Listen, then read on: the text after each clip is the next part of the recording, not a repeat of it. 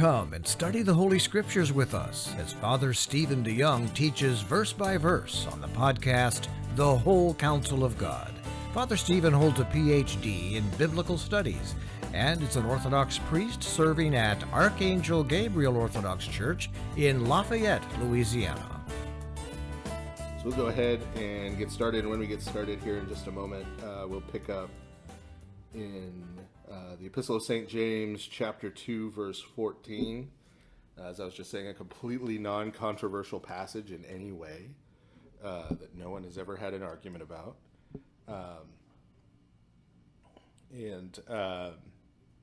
Now, I will say, and I think we're going to see tonight, that this should be a passage about which there's not a lot of controversy. But what causes controversy is not that there's something shocking or weird or bizarre here in the middle of James chapter 2. It's that since at least Martin Luther, there's been a certain reading of St. Paul's epistles, as we talked about in the introduction to St. James, and the sort of plain meaning of what we're going to see in the second half of chapter 2 of St. James' epistle, the plain reading of it directly contradicts that reading of St. Paul. Right? And so this then creates a dilemma for people who have been convinced of that reading. One possible answer would be to just say, well, perhaps we've read St. Paul incorrectly. That has been the minority approach taken, including by Martin Luther himself.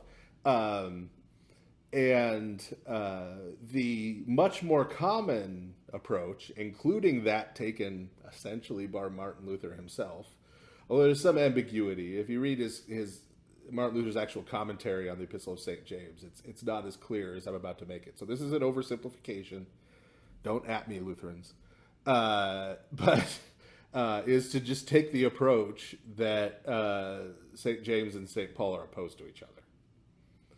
And this, as you move forward in particularly German scholarship past Martin Luther, once you get to the point where in the 18th century and onward, where folks no longer feel beholden to the idea that what's in the Bible is true, then it becomes very easy to just say, well, yeah, they disagree. And so then once you start down the road of what St. James says here in this one part of this one chapter, he's saying the opposite of what St. Paul is saying, in particularly Galatians and Romans, then that became the basis as you go through the 18th and 19th centuries of constructing this whole edifice of two different Christianities in the early church. That on one hand you have this sort of Pauline Christianity that's mainly Gentiles, and that gets sort of more and more caricatured, right? Until it's the point where St. Paul is like anti-Jewish and hates the law, hates the Torah, is going out telling everybody to stop keeping kosher, and that's like his whole mission in life, right? Almost to the point where they're trying to make him a Gnostic or something. And then on the other side, St. James becomes this person who's not even really a Christian, if you go far enough, right? He's just this Jewish leader who thinks his brother was a good rabbi and right, doesn't believe that Christ is divine in any sense, and is leading this kind of Jewish Christianity, and that the two are opposed to each other. And St. James' epistle just kind of shoehorned itself into the New Testament by virtue of him being prominent, so they sort of couldn't leave it out even if they wanted to or something. Right. Now, obviously, that narrative makes about zero historical sense once you get to like the formation of the New Testament canon. Right? That where you find that there are all of these communities all over the world in the 2nd and 3rd centuries that are mostly Gentiles, right? Mostly non-Jewish Christians, and are using both St. Paul's epistles and the Epistle of St. James authoritatively. And not only that, but don't seem to think there's a conflict. Right? So part of the presupposition here is that somehow St. Paul and St. James were very clearly directly contradicting each other, but nobody noticed it until the 16th century. And when I say nobody noticed it, I mean nobody noticed it. Right? You could go through, there's a recent book where it's actually a published dissertation, where he went through literally everything that talks about the works of the law in St. Paul, in the Church Fathers, until the year 300. Literally everything we have that mentions it or alludes to it. Right? And not one of those early sources understands St. Paul the way Luther did. Right? Not one. So the additional presupposition then is that those who lived closest in time to St. Paul, in the churches St. Paul helped found, who are from the Gentiles, who everyone agrees are St. Paul's people, right, all completely misunderstood the plain meaning of what he wrote. And then Martin Luther figured it out in Germany in the 16th century. Right? You literally have to get to that point. And to their credit, I have known Reformed people in particular who will literally talk about church history that way. There's the Pauline Gospel. It gets lost by the end of the first century, and it gets recovered by Martin Luther in the 16th century. Right? And I give credit to them for being consistent. Right? Because that is the position you're forced to by all of the historical evidence, if you're going to say that Luther was reading it right. Right? You're forced to that. Right? So there's another option, though, for people who have some sympathy for Martin Luther. I try to be nice. So I'd like to have some sympathy for Martin Luther. At least think he was doing the best he could. Right? And this is the approach that, well, on some of the specifics of this stuff, N.T. Wright's hard to nail down. I was about to say this is what N.T. Wright does, but he's a little hard to nail down on this. But he will often take the approach that basically Martin Luther was trying to use St. Paul to answer theological questions that were important in the 16th century.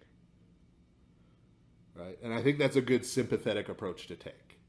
He's engaged in theological conflicts within, essentially the Roman Catholic Church in Germany in the 16th century. And he's weighing in on these various controversial issues. And all of this stuff, like the Old Testament canon and stuff that people throw accusations at Protestants about, this stuff was still in motion at the time Martin Luther was alive. And they were having public debates on all this stuff. So he's entering into that, and he's trying to read St. Paul and say, how does what St. Paul teaches apply to these questions we're dealing with now and these controversies? And he's doing that within the Western Christian theological tradition, right? So he doesn't have access to like big collections of the Greek fathers. Okay? He's barely just gotten access to the Greek New Testament, right? He just doesn't have that, right? And archaeology does not exist, right? So there are no archaeological finds. There's no data, right, in that regard.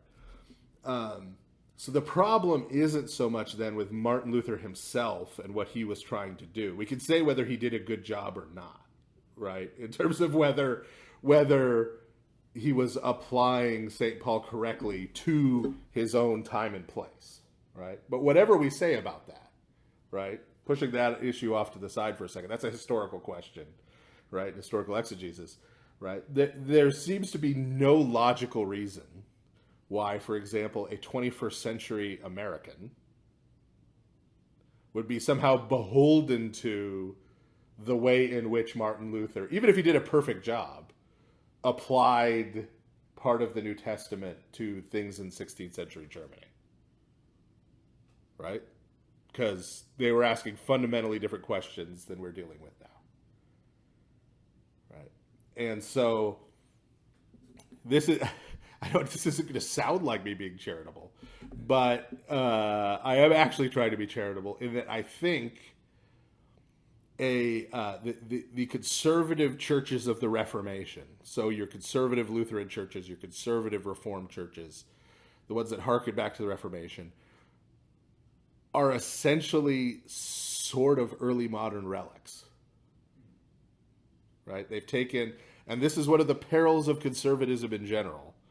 Perils of conservatism in any arena is that you take some particular era, some particular place in time, and you make that, and you universalize it. You say, this is the truth, like for all times and all places, not just this one time in this one place, right?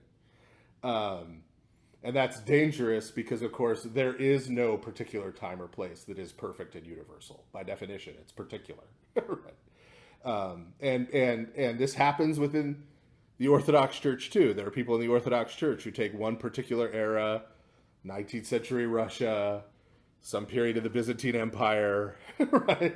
So pick some particular era and historical form and cultural form that the church has taken in that place and said, this is what the Orthodox Church should look like everywhere, always, all the time.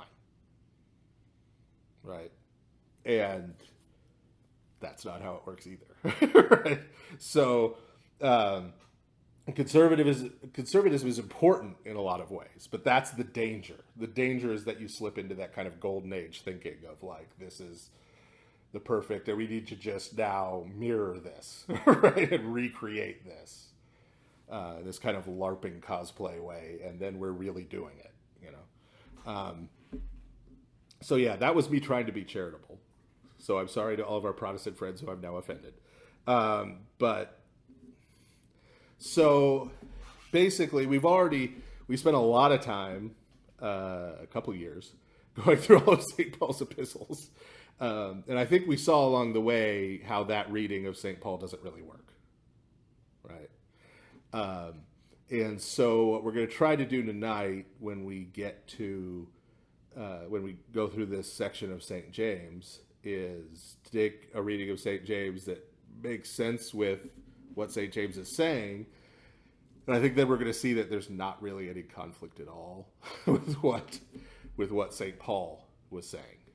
And so we've sort of pulled out the two blocks at the bottom of the Jenga pile for the whole idea of like St. James and Jewish Christianity and St. Paul and Gentile Christianity, right? So, you know, the whole edifice falls apart. So like I couldn't go through this part of St. James without addressing all that because it's like the elephant in the room, right? Especially because that has now become, even though Christian biblical scholarship has sort of moved past that now, both Jewish apologetics and Muslim apologetics have picked up that whole narrative from Adolf von Harnack and the 19th century, our 19th century German friends, and run with it, right? To the point that, for example, Islamic apologists will say that Islam is the historical descendant of that St. James Jewish Christianity, for example, right? It's sort of attack Paul as being this phony, right? Who tried to subvert Christianity. And Jewish apologists basically just take Luther's reading of St. Paul for granted, right? That's what St. Paul said. He said the law was abolished. It's like, no, he said the exact opposite. But, so even though, as I said, Christian biblical studies has sort of moved past that now, because it keeps getting brought up in these other circles, apologetic circles, you still have to kind of address it, right?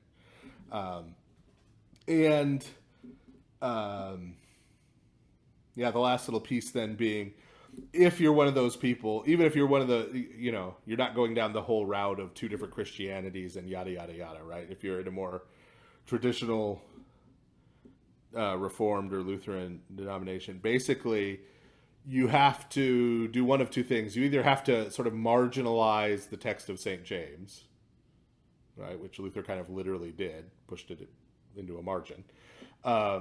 Or you have to take kind of a really bizarre interpretation of the Epistle of St. James, where basically you say, well, when St. James says justification, he means something totally different than what St. Paul means. And when he says faith, he means something totally different than what St. Paul means. Right? To try and make them fit together. Which, again, seems to me a bizarre choice when the other option is just like, hey, maybe we've misread St. Paul. It's possible I've made an error.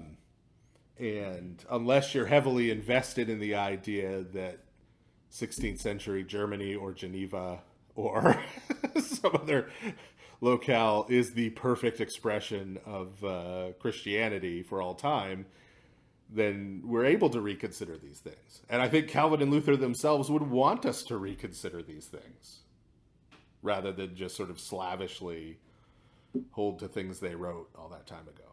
I will say this for the Anglicans. They feel no need to hang on to the 39 Articles in any serious sense, or to think that Henry VIII sort of perfectly nailed it. So they do have that going for them, at least. So all that said by way of introduction, some of that was rehash of the introduction. But all that said, unless there's any other questions, comments, concerns, late breaking news reports, we'll go ahead and get started here in the Epistle of St. James, chapter 2, verse 14. What does it profit, my brethren, if someone says he has faith but does not have works? Can faith save him?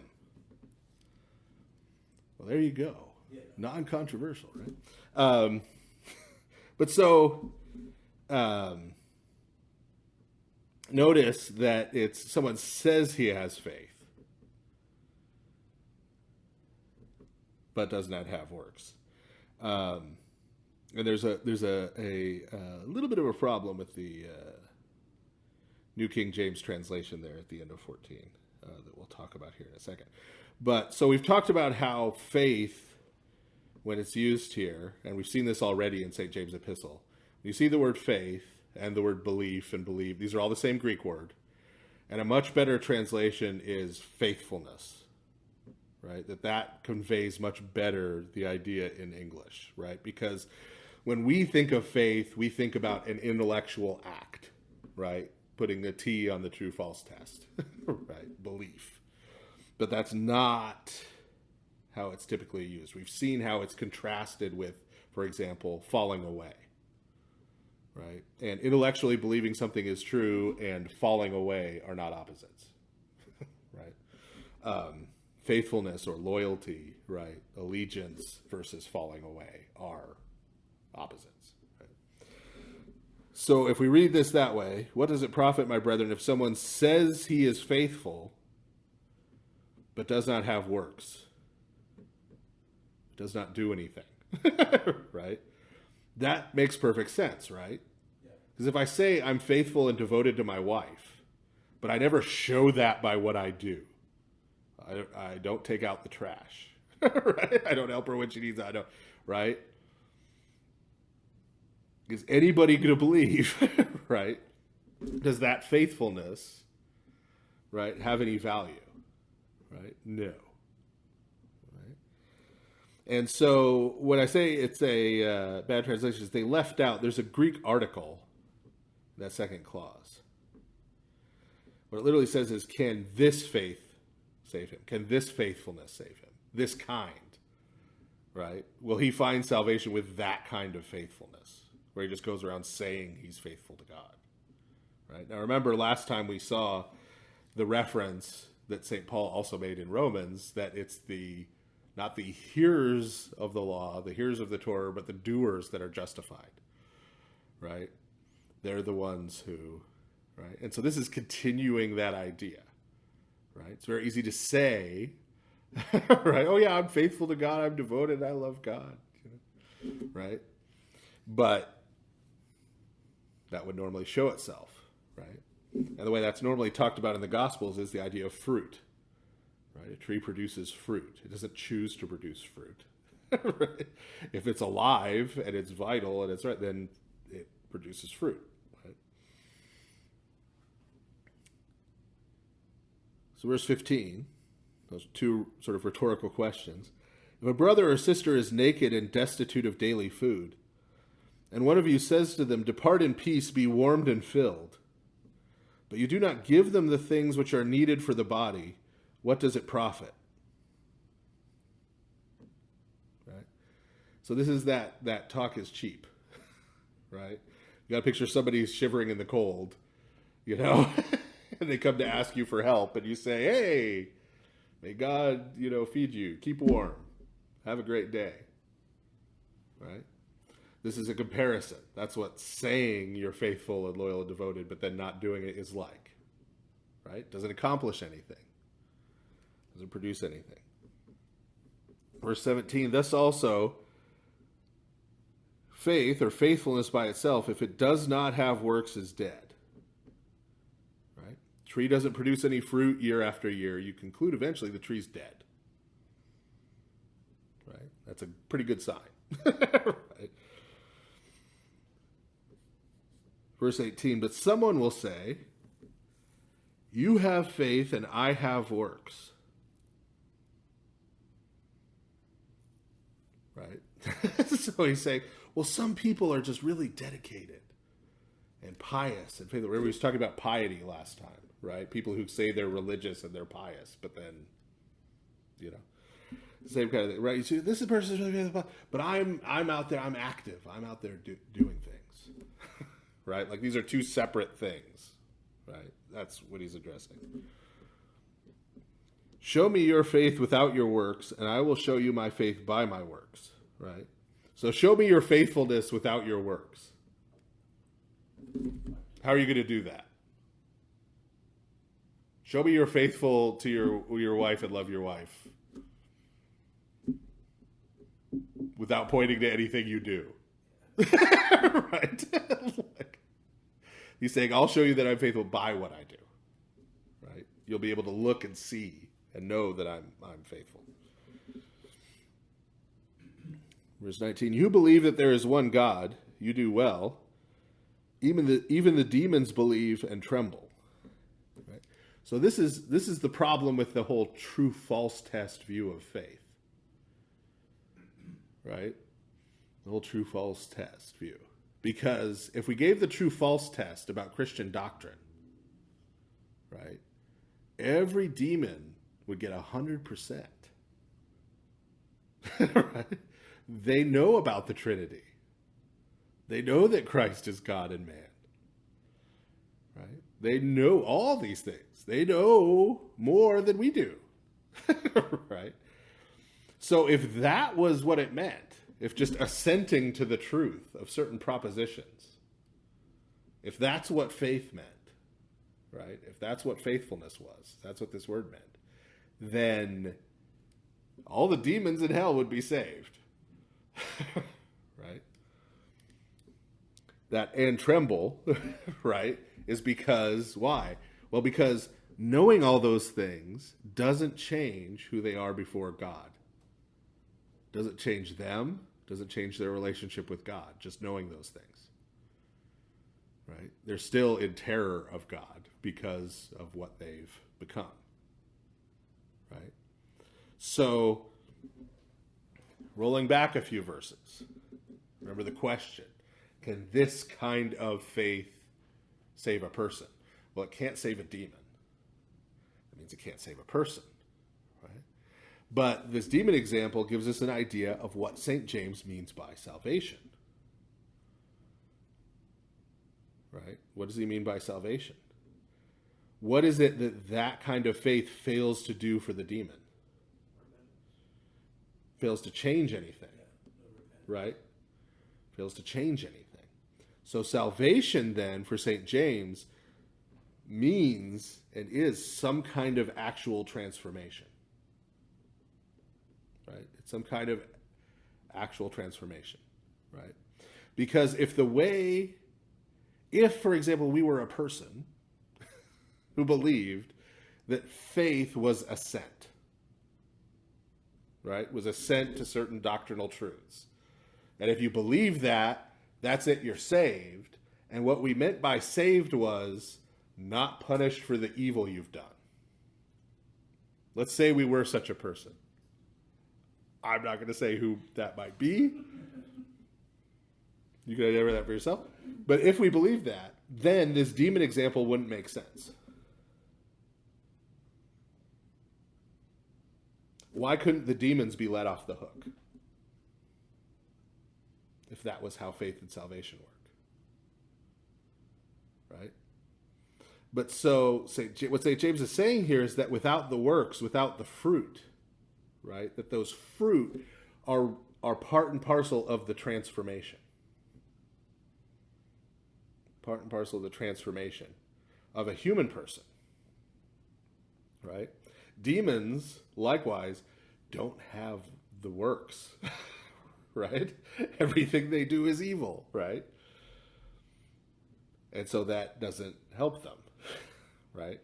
So remember what we talked about with St. Paul over and over again, that we saw in Philippians, we saw in Romans, we saw that St. Paul is always talking about what we called synergy, right? God is working in the world. This is what in Orthodox theology we call the divine energies, right? God is working in the creation. He's pouring out his love. He's bringing about justice, right? He's bringing about peace, right? He's doing this. And we as human beings can then act in tandem with that. We can cooperate in the original sense. We can cooperate with that. We can participate in that, right? And that means being the means through which God does it, right? So God loves this person who's standing in front of me, right? If I become the vehicle through which God expresses his love for this person, that's not just going to help this person, but it's going to transform and change me, right? And this is why the example St. James uses here is so pertinent. When that person comes to me, right? Remember, we talked about last time how St. James' epistle and Christ's teaching in St. Matthew's gospel dovetail so often, right? Remember the parable of the sheep and the goats, right? Sheep go to heaven, goats go to hell. Not because one of them believed a list of doctrines and the other one didn't. Based on what they did, right? So when this person stands in front of you and needs clothing and food and shelter, right? And you give it to them. It's not that you're earning credits with God towards salvation, and once you reach a certain number of credits, you get saved, right? Martin Luther was right to reject that kind of idea, right? It's that you become the vehicle through which God is loving this person and clothing this person and healing them. Because God works through means. He doesn't have to. God could do everything directly. God didn't need to create us. He didn't need to create the world, right? He did this out of love. And part of his love is that he chooses to work through us, not just through our actions, but through our prayers, right? Through the prayers of the saints, right? He chooses to work through us and to work through means to allow us to participate in what he's doing in the world, to transform us, right? So that we can find salvation and he can share his life with us eternally. That's what St. James is talking about, right? So the demons are exhibit A of not ever in any way participating in what God is doing in the world, right? Resisting it at all points. Right? Fighting against it, rebelling against it, right? As hard as you can, right? And so St. James is saying the person who says, oh yeah, I know all that stuff, the person who hears the Torah, the person who's memorized the Torah, right? Knows the law of God, knows Christian doctrine backwards and forwards, can recite the Nicene Creed, can tell you about all the canons of the ecumenical councils, right? But there's no transformation in their life. Right? They're not cooperating, participating in what God is doing in the world. That means they're not being transformed. Right? What did we see was the end game of salvation for St. Paul was becoming sons of God. He says it over and over again in Romans. Right? Over and over again, that we're becoming sons of God, right? Like the angelic beings, right? That transformation is happening. So St. James is working with the same view of salvation, Same view of faithfulness as St. Paul. Right? If you dig in a little to what he's saying here. Right? And his whole argument here falls apart if you don't have that understanding of faithfulness and that understanding of salvation. Right? If you try and plug in a different one, doesn't work. That tells you, well, maybe I'm defining these terms wrong. In general, right? Not just St. James uses words totally differently than everybody else. Right? That's not really a logical conclusion to jump to.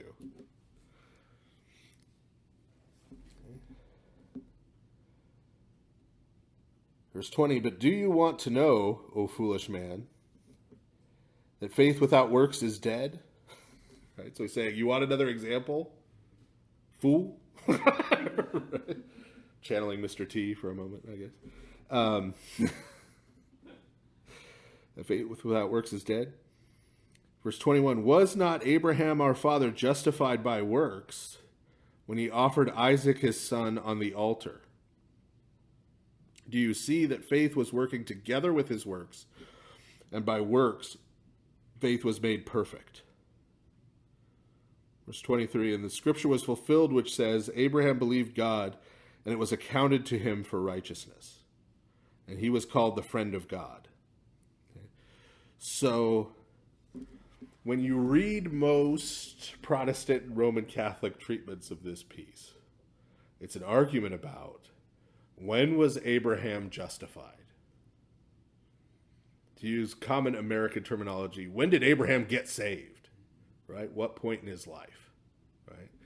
And you get lots of different tacks taken, right, to go through this, right? Because it's all about getting saved, right?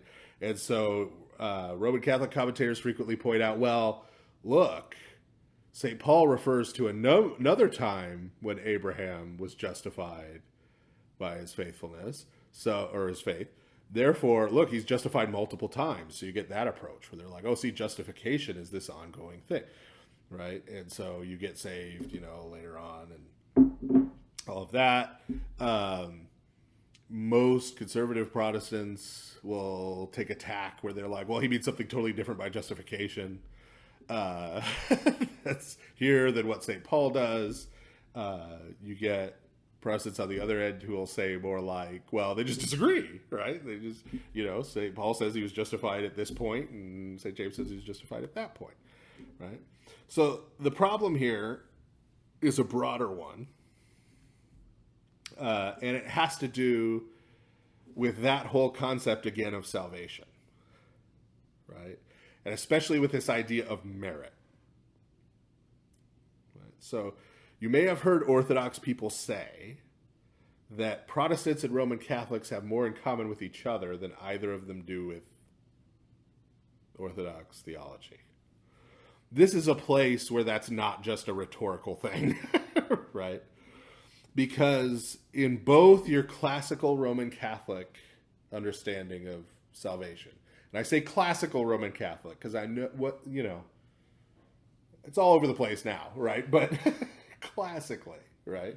Your Roman Catholic view of salvation is that there is sort of this bar where you're at salvation, right? Where you go to heaven instead of hell, right? Where you get eternal life instead of eternal punishment. There's this bar. And you can actually go over it, right? In the classic Roman Catholic system, the saints have extra merit past what they needed for their own salvation. That goes into the treasury. Pope can dispense it, right? Saints themselves can cash it in for miracles. I'm trying not to be overly crude and crass about this. I'm trying. But that's the general idea. And so you sort of fill up to this bar through this combination of faith and works, right? So salvation is by faith and works in that sense, that both of those contribute merit, right? And then you could even break it that there's condign merit, congruent merit. It gets really complicated, right? In the medieval system especially, right? But the idea is that you get up to this bar, right?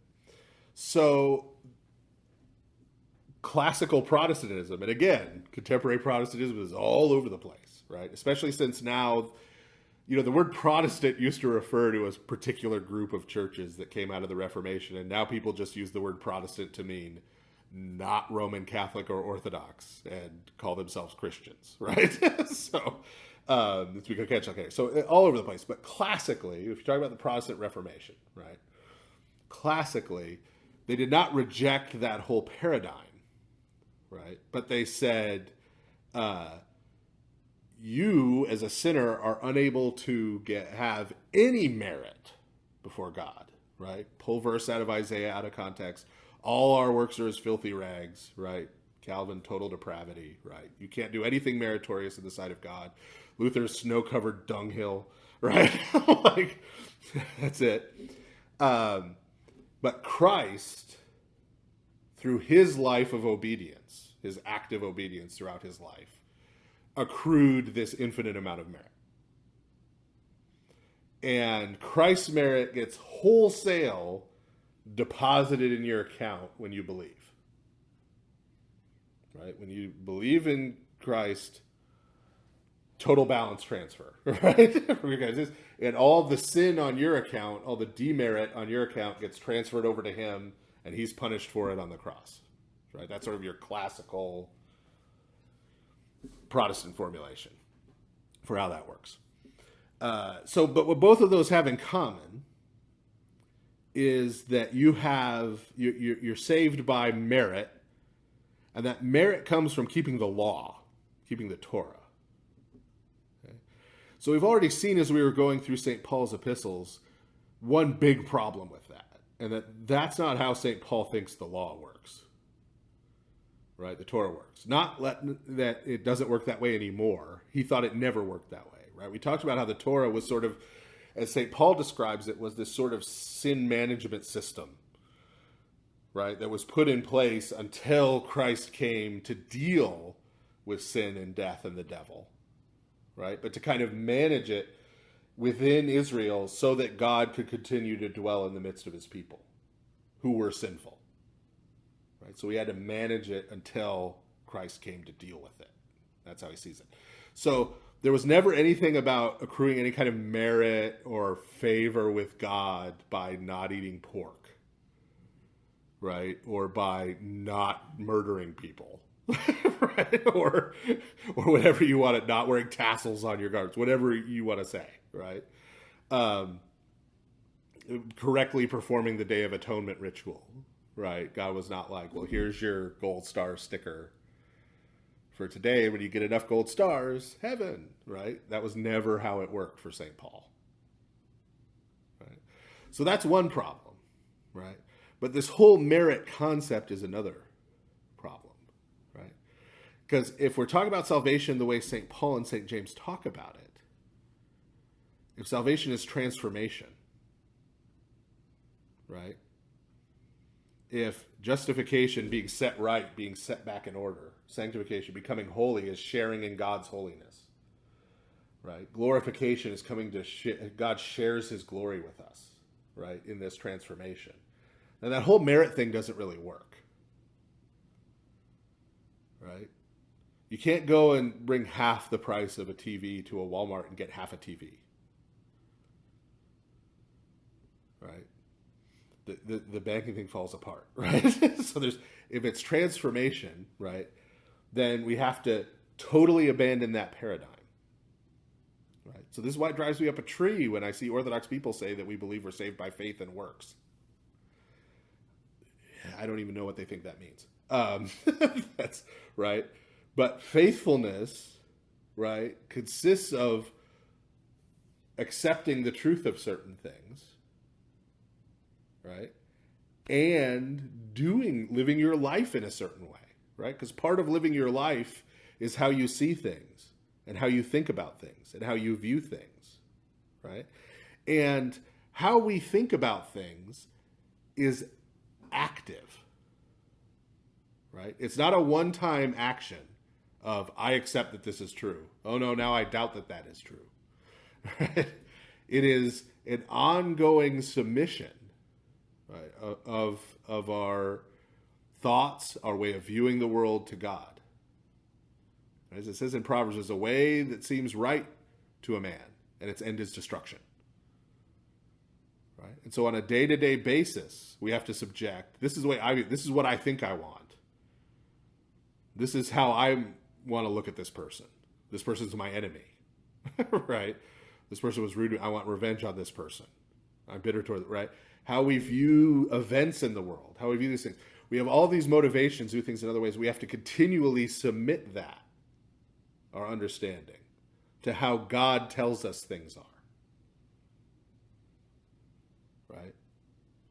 So, even belief, if we're just going to talk about belief, right? Belief is not, well, I've done a lot of reading and I've done a lot of thinking and I've decided that what God says through his church is true. Where I'm the judge. I'm still the judge of what's true and false. I've just come around to deciding that God is right about things. Right? That's not how belief works. Right? Belief is the opposite. Belief is, I don't understand. I accept that I don't understand. I accept that I can't understand. I accept that I'm sinful and I want to twist things around to my advantage and to think that they're the way I want them to be and not the way they really are. Right? But I'm going to submit to what God says, even when I really don't like it. Right? In and of myself. Right?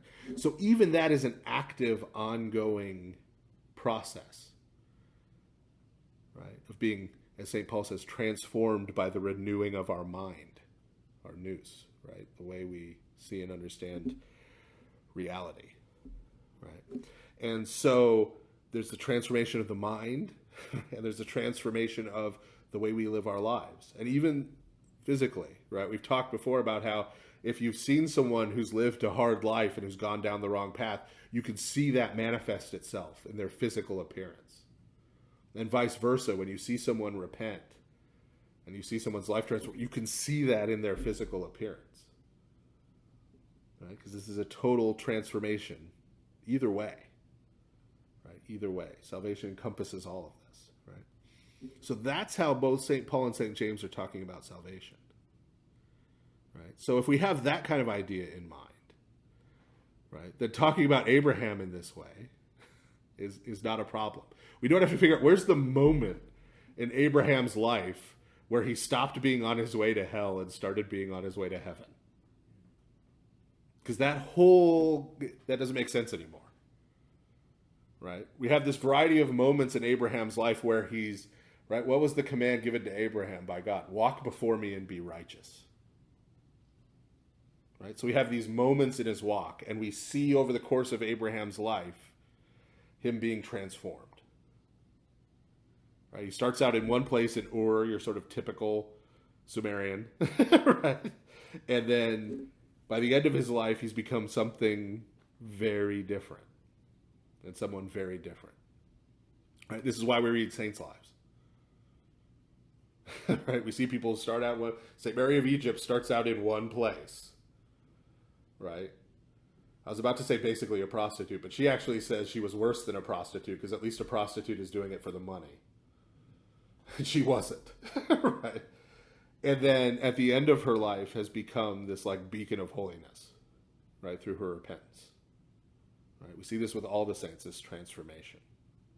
Right? And so St. Paul could talk about one moment in Abraham's life in that journey, and St. James could talk about another moment in that journey, right? And how Abraham is being transformed at all of those moments. And those don't contradict each other. Because the transformation isn't happening in God. It's not God was angry at me and now he's happy with me. And it's especially not God was angry with me, but now when he looks at me, he sees Jesus and not me. If he saw me, he would still hate me. But he loves Jesus. And so I sneak in like a Trojan horse. Past his wrath. Right? Nah. Right? That's not it. Right? The change isn't happening to God. God doesn't need to change. God's perfect. God's holy. Right? We need to change. Change is happening in Abraham. Right? So what do we see reading it from that perspective? Right? Abraham, was Abraham our father justified? And we talk about justification. Think about the other way we use that term when you're doing word processing. Justification is setting things in order, right? If it's right justified, it's all lined up on the right side. Left justified, all lined up on the left side. Full justified, all lined up down the page, right? So, was Abraham our father justified? Was he set right? Was he transformed? Right? Did he become more like God by works, by what he did when he offered Isaac his son on the altar? Right? Would it have been enough if he just sat there at the camp and said, "Oh yeah, God, I'd be willing to sacrifice my son. I totally would." Yeah. Right? No, he went and he was willing to go through with it. Right? You see that faith was working together with his works. Right? His faithfulness. Right? His works working together. And by works, his faithfulness was made perfect. We talk about perfect. We think about perfect as no sins. Right? Perfect is, the idea here is complete. Right? So his faithfulness was made complete by him actually going and doing it. Right? Him actually going and being willing to do it. So again, Abraham believed God. Right? So it's the same word in Greek. Abraham was faithful to God, and it was accounted to him for righteousness. Right? And that accounted, right? Again, this is not talking about like an accountant. Jules isn't here, but like an accountant, right? Adding up the amount of merit. Let's look at the balance sheet. Merit and demerit, merit and sin, right? That's not what it's talking about. Right? It was accounted to him. The share he received was righteousness. He was transformed. He was justified, right? Because he was faithful. Right? Now, again, we're not looking for this one moment, right? When he's justified. So St. James could have equally well said, was not Abraham justified by works when he left Ur to go and travel to an unknown land? Right? Because the correct response for Abram, when Yahweh, the God of Israel, came to him and said, "Go and leave, and I'm going to give you this land," was not, "Oh, I believe you." Right? It was to get up and go. Right? Not sit there in Ur and assent to, "Yes, I believe it is true. You will give my descendants that land." Right? So he could have done that. He could have used any number of examples from Abraham's life. Right? So this is not an argument between him and Paul about when the moment of justification was, because there is no moment of justification. And then, of course, the completely uncontroversial verse 24. "You see then that a man is justified by works, and not by," and the New King James is trying to slip this past you. It says, "not by faith alone." New King James is like, "Not by faith only?" Don't match this up. So this is the only place where the phrase "by faith alone" occurs in the New Testament, even though Martin Luther added the word "alone" to Romans 3. It's the only place, and it has "not by" in front of it. Right? But this doesn't mean, as our Roman Catholic friends would assert, that you're saved by this like combo of faith and works. Right? They get piled up. Right? This means that you're saved, by, you're justified, you're set right by works, by doing. Right? Not just by faithfulness in the sense of claiming loyalty, right, to God. Verse 25, "Likewise, was not Rahab the harlot also justified by works, when she received the messengers and sent them out another way?" Right? This gets less talked about. Everybody argues about Abraham, but this is the parallel example. Okay, Rahab was a harlot. This isn't just a pejorative. She was a prostitute. That's what she did for a living. Right? She's justified by works when she used the messengers and sent them out another way. Did she continue being a prostitute? No. Right? It was not just like, oh, you did this nice thing for some Jews, therefore, you are saved now. Right? What was happening, right? Go back we talked about this too. This is one of the big problems with interpreting the New Testament the way it reads the Old Testament, is that we don't go back and actually read the Old Testament story, right? We treat it like it's some kind of weird proof text, right? What's going on in that story, right? Rahab, when they show up, has heard about all the stuff Yahweh, the God of Israel, did in Egypt, the plagues and all that, right? And all the stuff that happened in the wilderness. And because of that, she kind of fears the God of Israel. Yeah. And she's decided to switch sides. She has decided to switch sides. She said, you guys are coming in here, you are going to win because your God is greater and more powerful than the gods that rule around this place. Right? And so that's why, right, her loyalties, right, faithfulness, she has switched loyalties, and that finds its expression in what? In what she does. In helping the spies, helping shelter the spies. Right? And then what happens because of that? She's justified in that when she dies, she's going to go to heaven because she did that one nice thing.